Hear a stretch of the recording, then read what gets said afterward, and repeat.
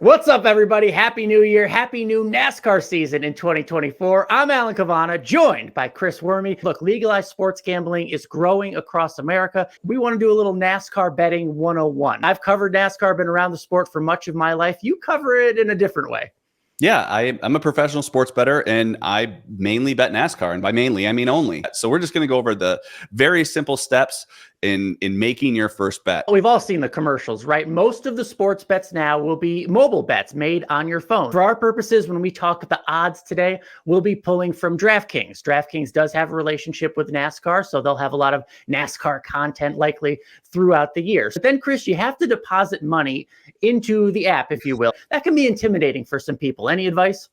Yeah, you just have to do it. You know, if you've used PayPal or Venmo, it's going to be very similar. Sometimes you'll even go through those apps, PayPal or Venmo, to make your deposit.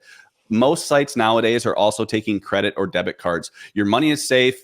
If you want to cash it out, you're able to cash it out after you've made a deposit. I'm here to say that when you deposit money in a sports book, your money is going to be good there. So we've picked our app, we've made our deposit, then you go on the app, you click on NASCAR, you click on the Daytona 500. We want to make a bet. So if I look on the app, let's choose Chase Elliott, Mr. Popular. A lot of fans out there. If you look on the DraftKings app, it says plus 1,100 for Chase Elliott to win the Daytona 500. What does that mean? Means he's 11 to 1. So for every dollar that you bet, you're going to make 11. Now, one thing that's really important to understand is that if that bet does win, not only do you get that 11 to 1, but you're also going to get the dollar back that you wagered. Now, 12 or plus 1,200 is 12 to 1. You know, plus 2,000 is going to be 20 to 1. So throughout the week or throughout these months leading up to the Daytona 500, odds are going to change. Let's just say Chase Elliott pulls it, or he wins a duel, or he looks really good in practice, and his odds go down to 7 to 1 to win the Daytona 500. If you made that bet at 11 to 1, you are locked in at 11 to 1. So if you're going to make your bets, make sure you make them before practice and qualifying if you think these odds are going to move, because then you're going to get what we call value. Do you have a pick for the Daytona 500, by the way? I was looking at the odds on the app. Brad Keselowski is listed at plus 1,100. I firmly believe he can win the Daytona 500. Brad Keselowski would be my bet. Is that logical thinking?